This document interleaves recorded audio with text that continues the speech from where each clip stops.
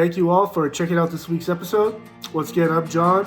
If you like what you heard and saw today, subscribe to our YouTube channel, find us on Instagram, Facebook, and Twitter, and check out our brand new merch store with hats, coffee mugs, t-shirts, other cool stuff coming down the pipeline. Again, thank you all for support. Be safe, and see you next week. How's it going? John here, the host of Spear Talk. Today we get to welcome our friend Jason Patt to the show. Jason's the author of The Road Death Traveled. He's also an 8-year Navy veteran, including a tour in Iraq. In 2019, he became a diplomate of the American Board of Medicolegal Death Investigators.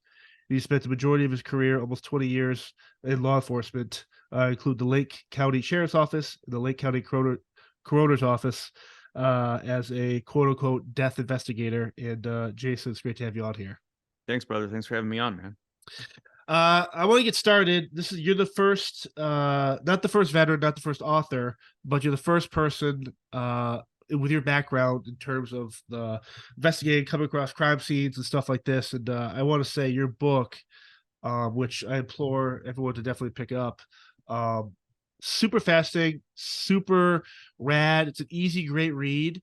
And I'm just fortunate you're able to put that out there at a time where I think some of these other books I've looked at and tried to kind of understand what you do for a living. It's kind of daunting. The way you approached how you wrote this book came across as someone who is a former law enforcement officer as a way I would want to read or write a book. And I mean that in the highest sincerity because it's a great read. Thanks, man. I appreciate it. Yeah, I wrote that for a lot of reasons like that. These a lot of people, they pick up a book, like you said, you pick up this book and or like pick up other books and you're like, oh God. Yeah. Okay, cool. Yeah, well, that story sounded the same, and chapter 2 starts the same, chapter 3 and 4 and 5 and 6, and they all start the same, especially when you're dealing with true crime nonfiction, which is what this book is. And I wanted to do the exact opposite. I wanted to cut all that crap out and just get to the, no pun intended, but the meat of the story.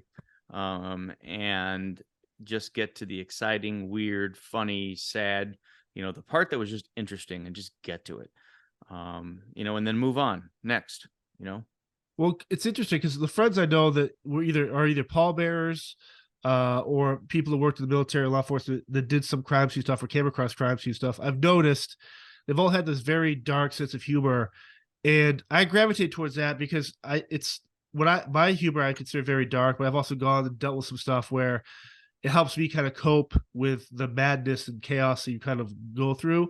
Is that for you, especially it comes across in the book, as come off as very witty, sarcastic, you laugh at stuff that I would laugh at, but is it your way of coping like most people that deal with bodies and like crime scenes and stuff like that?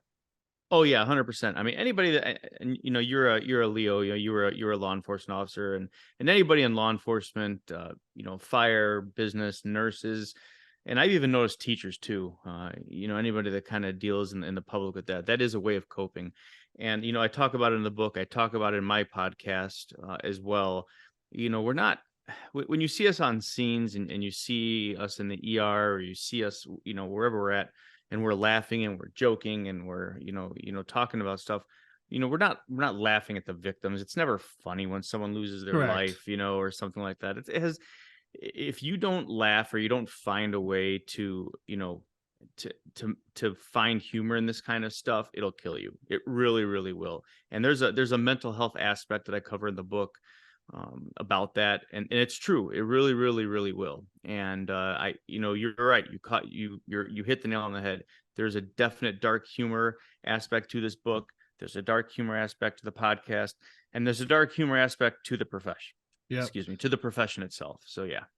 I remember when I was at the White House, we got a call, a suicide jumper at the Hotel W. And he wasn't even doing a suicide. He just climbed over from the top bar and fell down to the sidewalk. And the first people to show on scene, like someone actually saw it in process as he fell.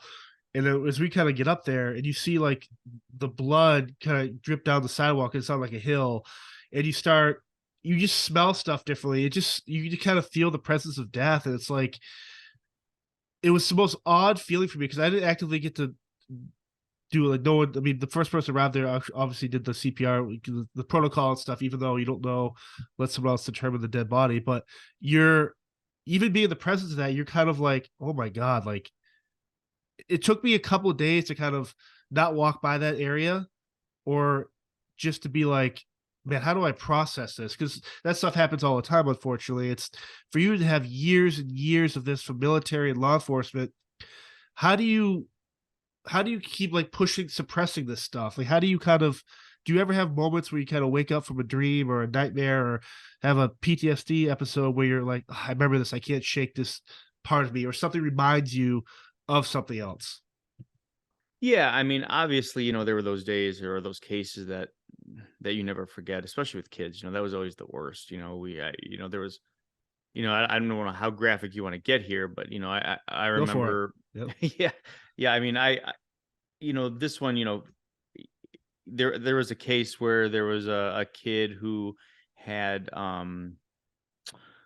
he was boating with his family, and he fell overboard, and there was another boat, as the boat was going this way, there's another boat coming this way, kid falls overboard, boat goes across and cuts the kid's head off, right? Yep. So what do we have? We're doing our investigation, and we're doing everything we have to do, but what people fail to realize is that there's still a child's head in that water. So we have to go in that water and pick up that kid's head and walk ashore with it, so you don't forget stuff like that, or if you have a child, and the child gets hit by a train, or, the child is killed by their parents out of rage, or whatever the case may be, and you're carrying that child, in your arms, and then later that night, your child falls asleep on the couch, and you're carrying your child to bed in that same manner, things like that will hit you. Yeah. So that's the reality of that side of the job that, that does hit you, whether people want to talk about it or not. And back in the day, getting help was frowned upon. It was, because, yeah, of course. you were weak.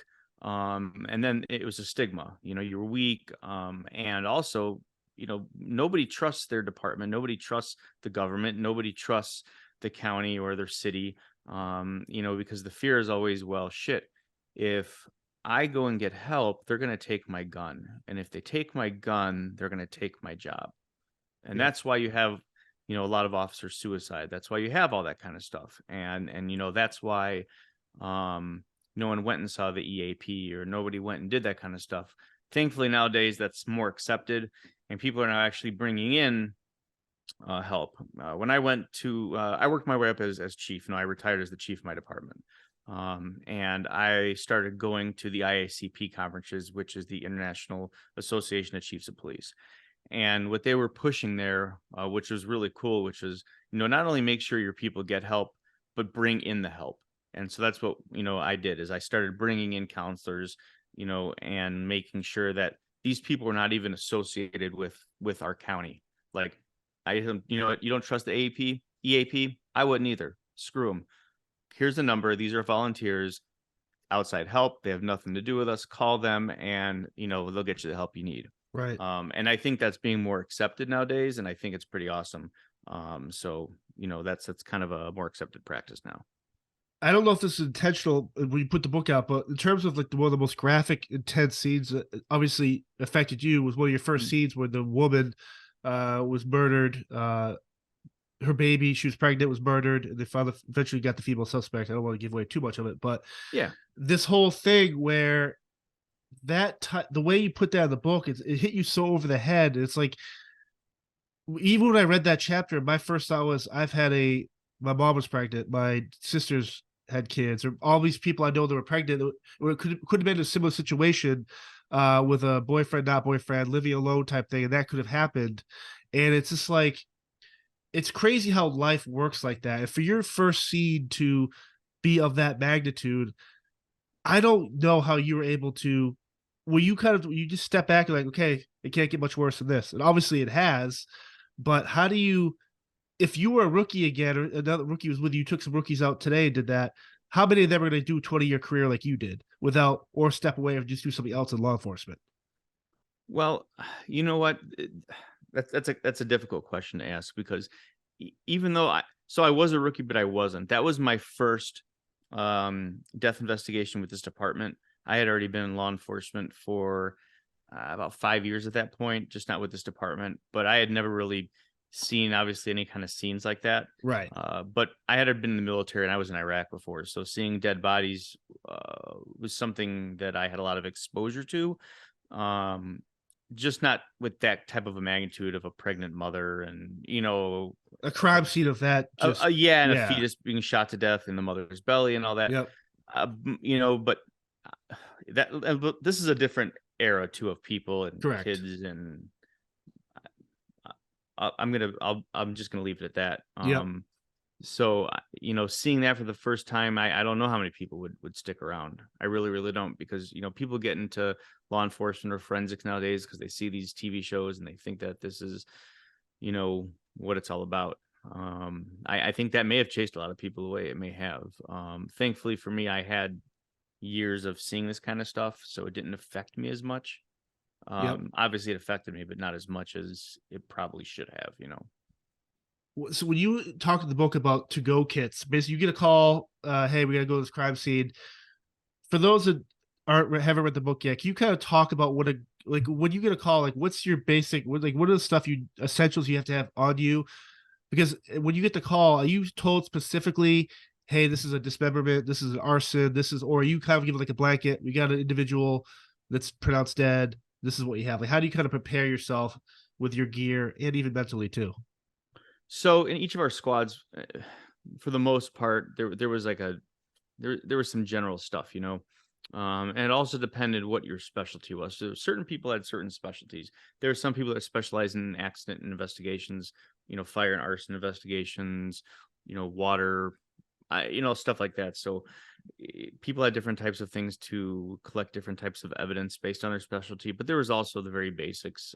People had, body bags, water body bags, different kits to process bodies, different types of scenes, obviously your cameras, your flashlights, measurement tools, and things like that. So like I said, it does vary. And as far as getting a heads up, when you read the book, you'll know that some departments were just better than others, when you come to patrol.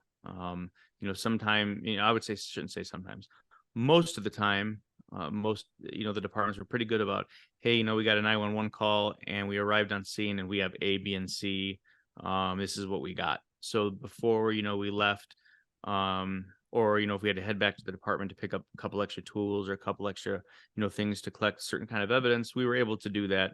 And sometimes we're kind of like, well, I don't know what's going on. I don't really know. And then you get there and you're like, motherfucker, you knew exactly what was going on. You're just being an idiot because you are an idiot. And now we have a lot of extra work to do, or it's going to take longer because now we have to go all the way back to get stuff to actually do our jobs. So, that's pretty much how that worked. How do you transport the bodies? I mean, obviously there's like body bags, stuff like that, but if it's like a gruesome scene where body parts, but you're also trying to figure out who did this or whatever, like how do you kind of transport like body parts or blood analysis stuff, or like, without contaminating it to the point where you can't actually help solve this crime?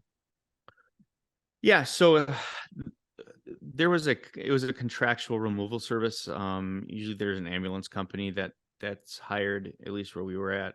And then we would follow them just for chain of evidence type of stuff, to say that, the body was placed in this vehicle, and then we would follow them, all the way to the morgue. And then, obviously when they were in there, the body was placed in a bag and the bag was tagged and it was sealed. So no one could get to it. And there's a whole bunch of protocols that were put in place to make sure that, nothing was tampered with. So.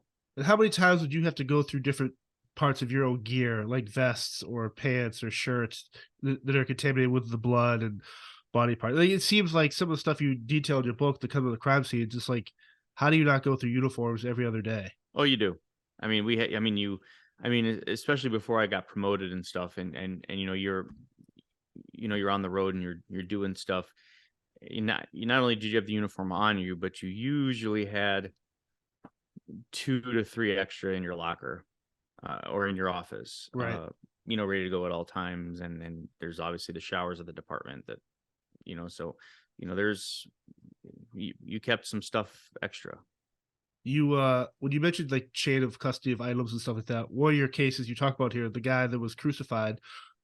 The guy that crucified himself. Yeah, the guy that crucified himself. Yes, And it's let's put that out there. He wasn't he crucified himself. Yeah, but it was so, and I get back to your humor when you describe how one of your partners is taking the crucifix into their cruiser to put away.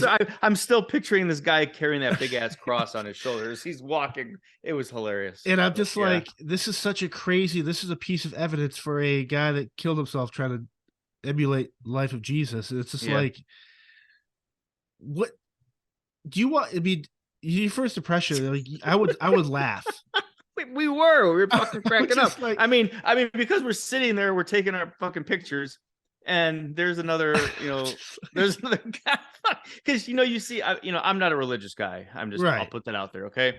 But obviously I've been to church and I've been to synagogues and mosques and for celebrations and funerals and whatever, and I've been to the Catholic holidays, and they, you've got the guys carrying the crosses and whatever, and so you see that in these ceremonies. But now you're at a house where some guy kills himself on a cross. This fucking cross, dude, was, I mean, huge. Dude, this thing was ginormous. Made of, this guy did a great job when he was woodworking. But to see like one of these guys, one of your partners carrying the cross over his shoulder, like the priest is in a cathedral, and you're like, we were all dying. It was hilarious. It's such a and he wasn't doing it to like be funny. He was carrying the evidence out to the vehicle. It's just no other way to carry it. But it was the only way to carry it, and we all at the same time were fucking dying. And at the end, he kind of stopped and he looked. He was like, he didn't understand what we were all laughing at. But when he came back in, we were explaining it to him. We were like, God damn, obviously then it would be evidence, so we can't. But but in our heads, we were like, man, that would have been great. Yeah, it's such a weird. It's like stuff like that. I assume when you come across crime scenes, they're more heavily lead towards religious. Whether it's like I'm trying to think. One of my friends, it's he worked down in Jamaica for like, I don't know, he's doing undercover work for the DEA type stuff, and they came across like this posse that had like sacrificed someone, but with goats and like all this weird stuff, and it's like, oh, we've had that. And so it's like that religious tied stuff. There's something super like eerie about it, because every time you watch a movie or TV show, it's always geared to like the supernatural, or you're trying to summon the devil or all this crazy stuff. But there's actual people that do this stuff, and for you to kind of come across these scenes where you're like, man, this is wild. That's what this book was for. The original title of the book was "You Can't Make This Shit Up." That was the original title. But I said, nah, that really wasn't kitschy enough. Because when you read these, you're like, no way. When you read this book, how many times did you read these scenes and you're like, come on, no? It honestly, it seemed like a super serious R-rated spoof documentary on death. And you lived it. It's like, again, how you wrote it, broke each of these things down. Like, they're not really connected per se, how you break down the cases and different aspects of you go through your career, but they're so unique. And I'm sure there's a lot more you can put in each one too, but it hits you so over the head with like the guy crucified himself. You're like, what? And the next one, you're dealing with a thing where a child's killed in a car seat. And then obviously I want to talk about how your work led to changing some of the stuff there, but it's just so fascinating. Like, death is it's somber, it's serious, obviously, but you're kind of like how easily death could be avoided too in some of these situations. A lot of these people seem either too stupid or unaware of what they're doing actually could lead to death. And I think for me, that's the hardest part, where I look back and I'm like, this is easily avoidable if you just done what was the correct thing to do.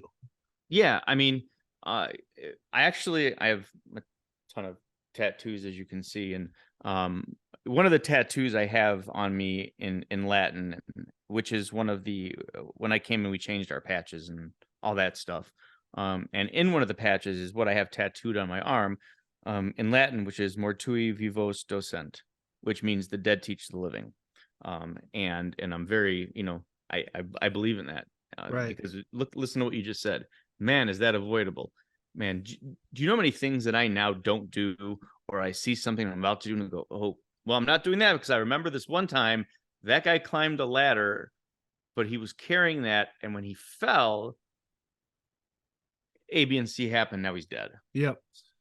So did it ever get frustrating for you to come across the same scene over and over again, or like a variation of the same type of situation where you're kind of like, come on, guys, girls, what are you doing here? Drugs, like, this man. is stupid. Like, how many times can I fucking go in a house and see a needle in someone's arm, right? Or their face covered in white powder, because they're, that kind of stuff. We got a guy who OD'd on heroin. Yeah, all right, cool. All right. See you soon. Great. Yeah, that kind of stuff was, you got so many a day that it was just like, or so-and-so shot himself or hung himself. All right. Right. When you talk about the major, like either homicide, suicide, you kind of talk about undetermined death. And I guess my question is that something, and again, obviously, if you read the book, you get the answer, but for the listeners, I was interested because how long could an undetermined death stay undetermined? Now, does that involve going back and keeping the case open, or new evidence comes in? How often do you come across undetermined deaths in your career? So undetermined deaths stay undetermined forever until new evidence comes forward to make a determination. Once a death is ruled, whether it's a homicide, suicide, accident, it's there forever. It can never be changed. It's done. So, but if it's undetermined, there's a reason for it. It's because there's not enough evidence to sway one way or the other. And a lot of times, especially with babies, when you're dealing with like SIDS or what they call SUIDs now, they changed that. It's now sudden unexplained infant death syndrome instead of sudden infant death syndrome. Especially with that, a lot of the times you'll see undetermined on the death certificate, and that will never change. I've had, pretty much I have one, and I'm not going to spoil it. You obviously got to read it. I've only had one case in my whole entire career that's undetermined. It's what I call my legacy case that needs to be its own movie, to be honest.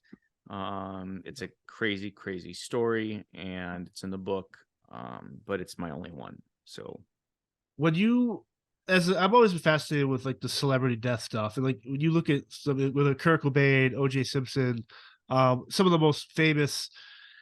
At the time, all these conspiracy theories like, oh, there's corruption and a lot of people are first on scene and stuff. But as someone with your career background, and obviously there's other men and women at your level who are like just at your level, right? And so when you girls get together, do you ever look at that stuff and just be like, I would have done this differently? Like, is it easy to Monday quarterback your field when other people mess up crime scenes or don't figure out what actually happened? Yeah, I mean, there's a lot of that, especially when you see it, or you go to some of these conventions, or you're actually talking to some of the investigators that worked in that, and you're asking them questions. You're like, why didn't you do that? But it's also easy to FOIA stuff too. You can, of course, you can easily FOIA their investigation. You read through it, and you're like, well, you're an idiot. Or a lot of times you see it, and then obviously the media sucks, and you go, well, you blew that out of proportion just to make a story. Or you have these big time forensic pathologists that are in the media, and they do it just to make a story. But I would say that 95% of the people in the field are very competent in what they do. And at the end of the day, when you read a death certificate, and if you break it down and you actually read the fine print of them, it says, in my opinion. So none of it's actual fact. Even if you're a doctor and you're a forensic pathologist and you do the autopsy and you have a heart, I'll just use something general like a heart attack, right? So say someone dies of a heart attack, they get an autopsy, the doctor takes the heart out, the doctor sees that the heart has complete blockage and it's a heart attack, right? An MI, myocardial infarct, okay? They take that, and this dude's heart didn't beat because all of his arteries are completely blocked, right? So the doctor writes heart attack or myocardial infarct, right? It still sits as an opinion. It's just an opinion. Right. So no matter what they say on TV, it's just an opinion anyway. It's not fact. So interesting. It is, which is Now, crazy. How did, like, we kind of mentioned, like, when you've had a lot of your scenes with children, death, and car seats and stuff. How did that kind of, what push you to kind of make changes and start working with the Safe Kids program and organizations like that to kind of, I've come across all these scenes. Well, this is the number one culprit why these kids are dying.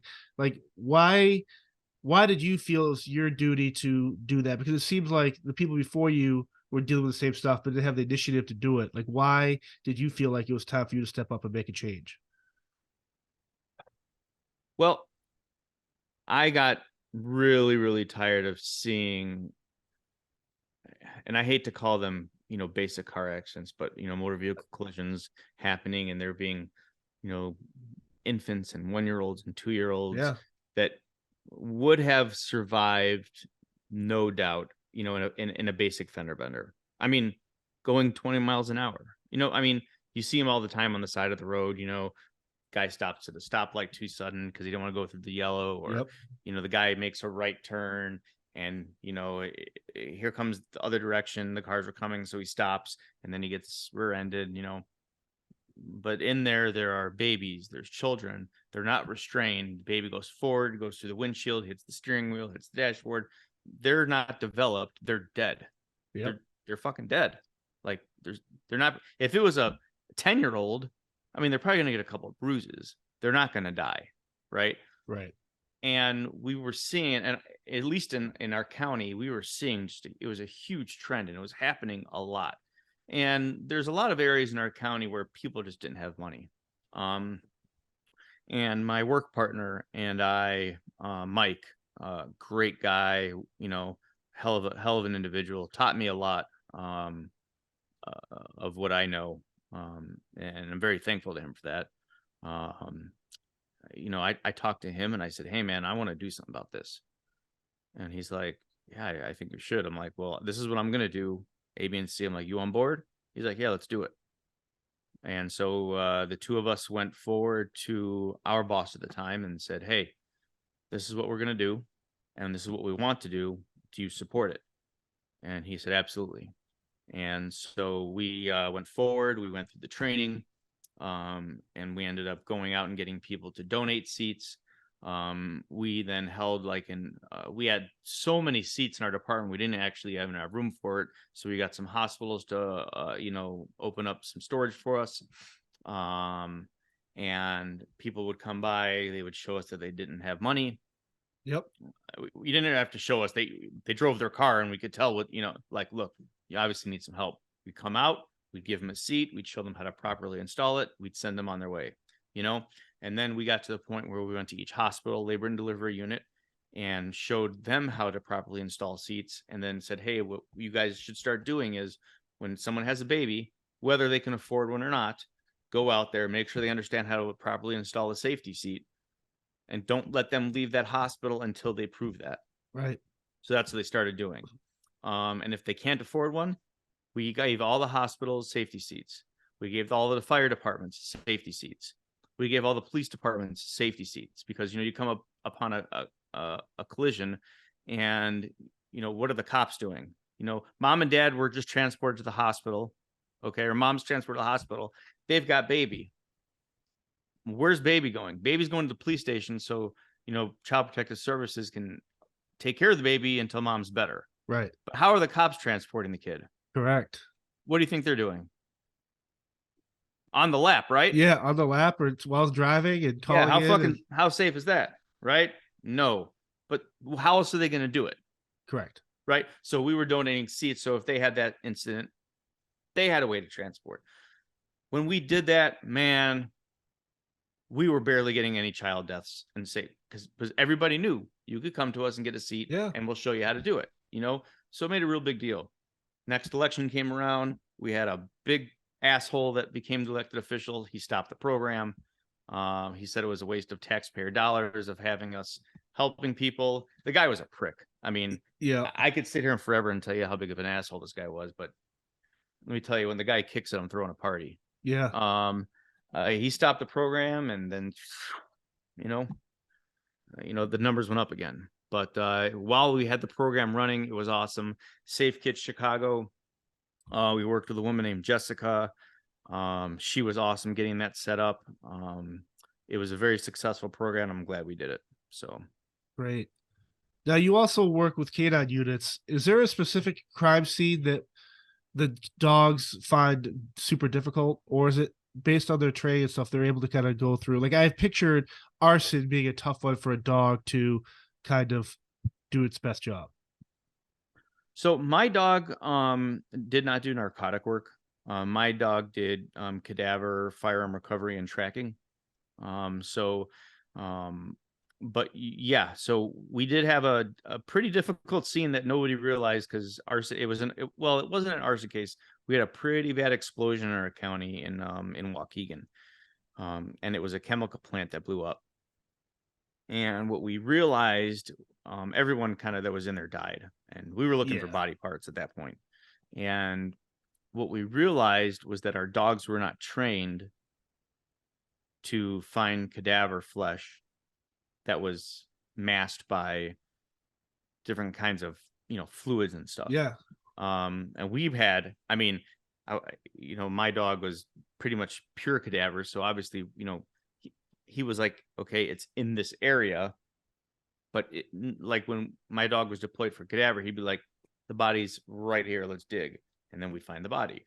The body's right here. Here's the body. Right. My dog was like, looking around, like looking at me like it's here. Yeah. Somewhere, and then so we were like, okay. So then the other dogs in the county that had some cadaver training would come in. Same thing. Not one dog was like, it's here. And so we realized that we never really trained for that. Right. So I think now they're doing some training, and the people that do our training here are awesome. So it has not any fault of theirs. I think it's just that we never had that scenario. Right. So we never had that. Because our dogs in this county, especially for tracking and drugs and stuff like that, they're awesome. They're really, really good dogs. What's the biggest trend right now for like drug related death right now in your area? I mean, fentanyl is on the rise, I think, everywhere. Yeah. It's crazy. Everybody's cutting everything with fentanyl. Even when I was with the DEA for a few years, it was fentanyl is just, it's crazy. Yep. The part that I find funny about fentanyl is that, such tiny amount will kill you. Yep. Why are these drug dealers even doing it? Isn't the point of being, and I'm obviously not a drug dealer. Don't you want your repeat customers? Like, but I'm a businessman. Weird. I am a businessman. And I want my customers to come back. So I don't know. I mean, I understand they're thinning it out to make more money, but I'm not going to thin it out with something to kill you. What happened back in the day of thinning out with like ibuprofen, right? Right. Like, why are you putting shit in there that's killing people? Like, you want people to come back. I don't get it. But now, when you're obviously in law enforcement, you have in-service training, whether it's shooting, EMT type stuff, driving. When it comes to specific to what your work, like your certifications you get, whether it's looking at blood patterns or arson type stuff, does that training, how long does that training last, and how often do you have to kind of go back in there to kind of get recertified? Like, how often does stuff change in the course of your career when you get certified in, say, blood analysis? So like blood stain pattern analysis, that training that we went to was, don't quote me on this, but I think that was a big one. Oh, so Mike and I, my partner, we went out to San Bernardino County for that. And that was a national certification that we took.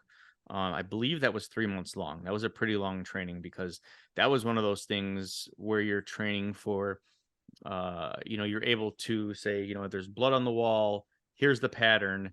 Here's the angle of which the person was hit by a bat, or they were shot. Here's how far away from the wall they were. Here's the angle at which they were hit. Here's the size of the object. Here's how many times they were struck. And we could tell you all of that just based on the blood on the wall, right? So it's an awesome class. However, there is no recertification. We never had to go back. Gotcha. And, the training and the trends, I'm sure, are always, there's always new stuff. So I'm sure if I went to the class today, I'm going to learn more than I did then. Right. I'm retired now, so I'm not going to any classes, but I'm sure that they would learn more, but there's never any going again to learn to redo it. So once you're certified, you're certified. When you were in it at the height of it, what was the biggest technological advancement you've seen from when you first started to when you were at the height of your career in that? Wow. Honestly, it's probably anything narcotic related. Gotcha. Because, and that's not even for me. I would say that's more for the toxicology people. Because for us, it was, finding it unseen. And we'd still bag it as evidence and tag it as evidence and put in the evidence locker, submit it to the evidence room manager, and do all that. It's the toxicologists that had to keep up with the trends of that, because they're ones that are testing for it, and all the stuff that was coming from China, where they change one tiny element of it to change the whole compound. Those are the folks that I feel really had to keep up with that change more than we did. And of course there was, as you can see in that the media, as far as, hands-on type stuff, Yes. And, things like that, obviously are constantly changing of what's acceptable and what's not acceptable. At least in the eyes of the media, we'll say. Right. Now, when you, like, in terms of like when, like, as like today, like everyone's like so hyper focused. I think maybe because we're all home for the pandemic, maybe, but shows like Forensic Files or Unsolved Mysteries or like all these crime scene documentaries or Jeffrey Dahmer stuff, whatever, these famous crime scene cases that go unsolved, or they get solved, but it's still, people are so drawn to your career type stuff and crime scenes. Like, why is that? Do we all have this kind of switch in our head, or we're just drawn to something we could never do ourselves? Like, on either side of it, like, it's just so peculiar to me, because my cousins and I will late night watch every episode of Forensic Files where we're together drinking, and we laugh. We know how the cases are going to end. We know they find the spit in the rain puddle or the toenail clipping in the burnt pile. But we're just like, why as humans we drawn to that type of stuff? It's fascinating. I have one of my stories in here is actually a Forensic Files story. So that's in this book. But it's fascinating stuff, and it's that weirdness. It's the peculiar, because they're not going to pick up like, your Timmy, the neighbor that OD'd on cocaine, or Johnny, the guy that hung himself next door. They don't care about that. They want to know, God, that's kind of strange. God, that's got a weird twist to it. That's TV, right? It makes good TV. So that's the kind of stuff that they want, and it draws you to it. It's like any other TV show that you watch on Netflix or on HBO or NBC or whatever you watch, that interests you. That's what that's for. It's the stuff that pulls you in. I like when they dramatize that stuff and kind of replay what possibly happened. And like, I would love to see that guy that crucified himself. I mean, I would just That's love not. to see. It's so funny you bring that up, because of all of like the whacked out stories in there. You're the first one to bring that story up. I think it's because I've done a few interviews on some podcasts, and even on my podcast, the episodes that I've done so far, and people have talked about. You're the first one to bring it up, and I think it's hilarious. I think it's great. I mean, I like that you like that story, that there's someone that brings up something. And I think why, because a couple of months prior, I just watched the Glimmer Man, the Seagal movie. Well, one of the guys kills couples and crucifies them in their houses. And I think back when I've seen that movie 100 times. I'm like, oh, whatever.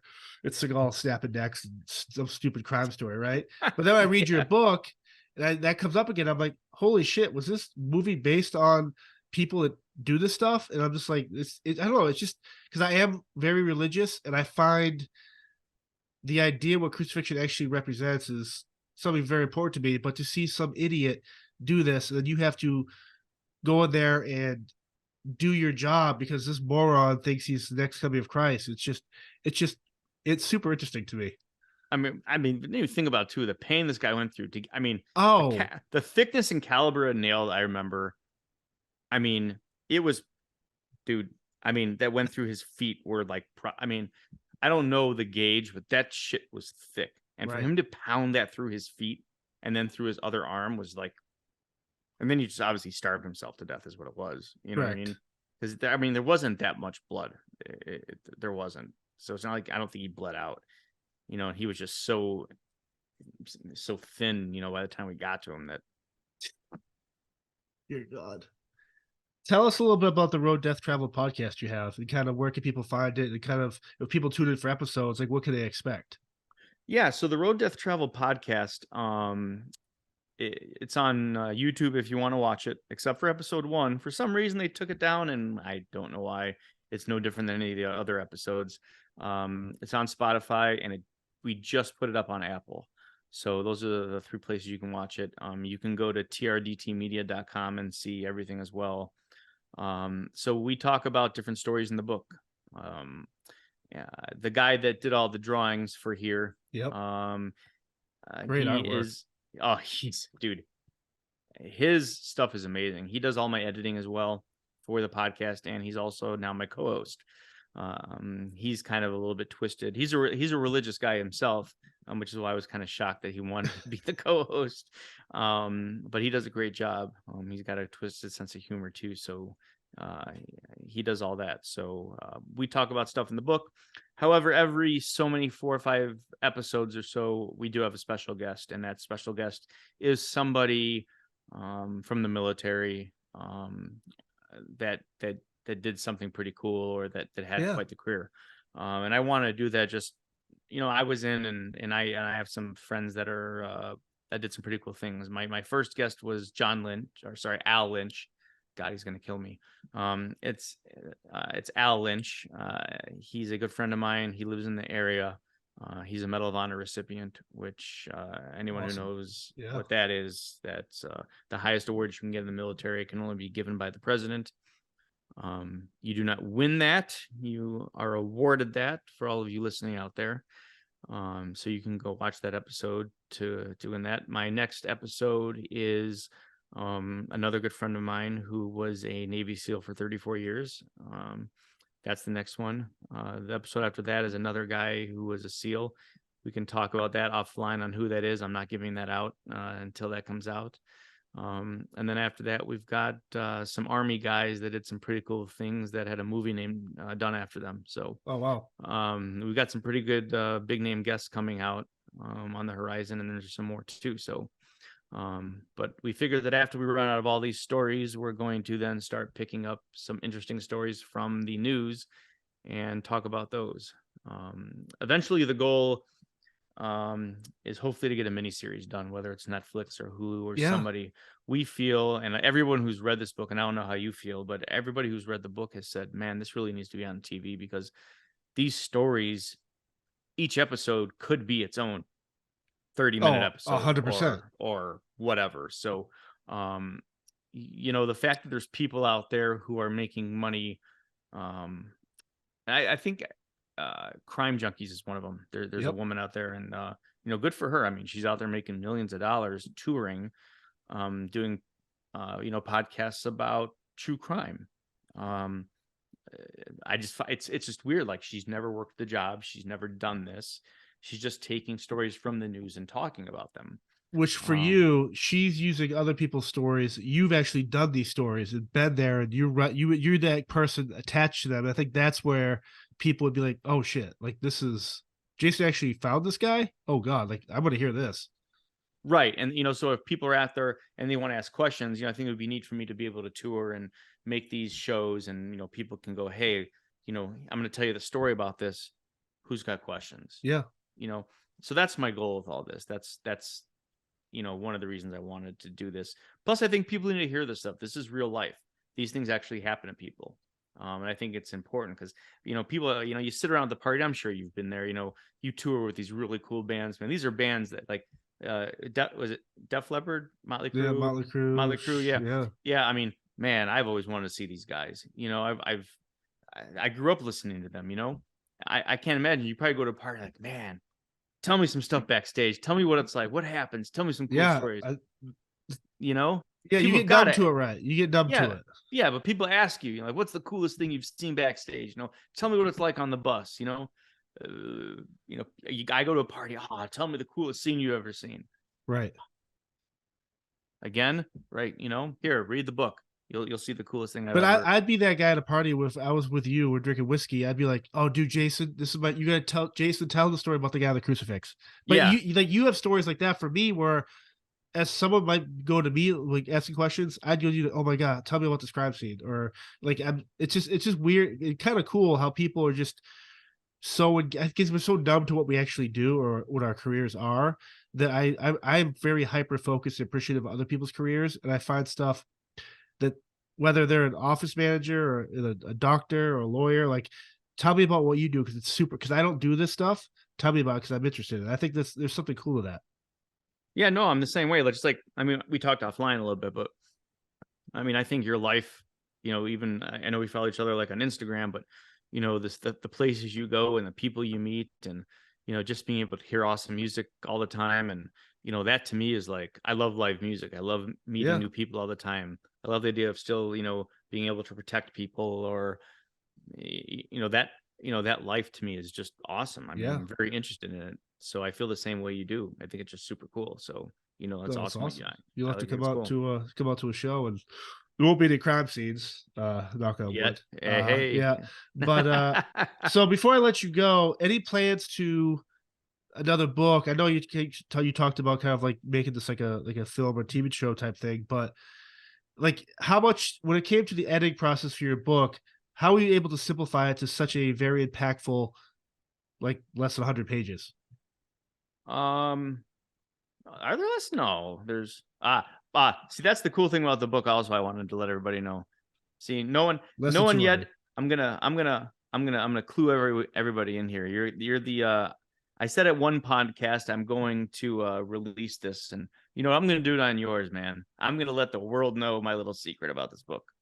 There's almost 200 pages, but do you know how many pages there are exactly? And I did it on purpose. Check it out real quick. You have it in front of you. How many pages are there?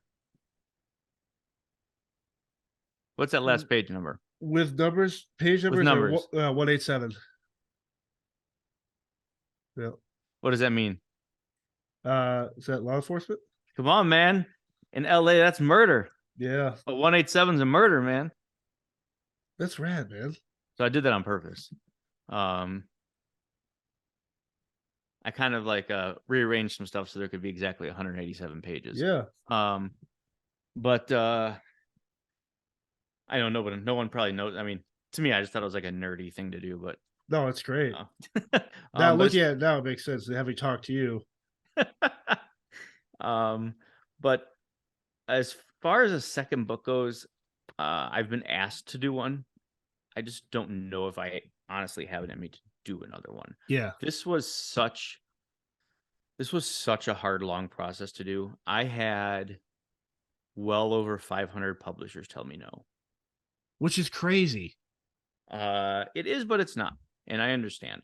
So they all came back and said, obviously no. And in my mind, I went, do you know how many people told the author of Harry Potter no? Probably double. You're crazy. Thousands. Yes. Thousands. Yes. No. Right. So I was like, I'm not going to take no for an answer. I'm going to keep going. I kept getting letters, emails. No.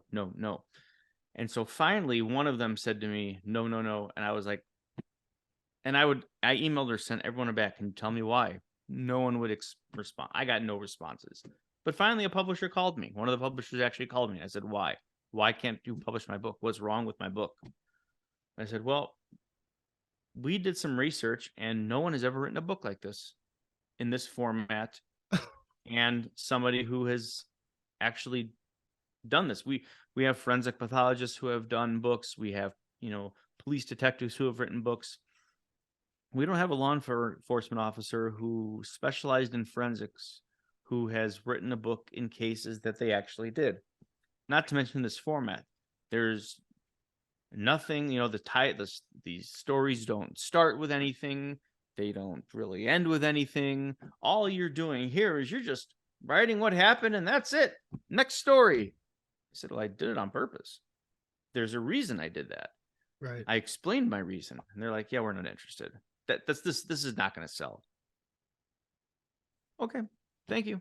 Yeah. Then eventually a publisher in Colorado said, congratulations, we're accepting your book. I was like, thanks. And then I took second place in the country for new authors in true crime nonfiction. Awesome. And, I just, thanks. So, and I also took second place for artwork. So Rob Tovar, who did all my stuff. This was a big credit to him as well. He dude's awesome in what he does. So if anybody out there needs artwork or any sort of editing done, the Captain's Willow is his company. His name is Rob Tovar Jr. He's awesome.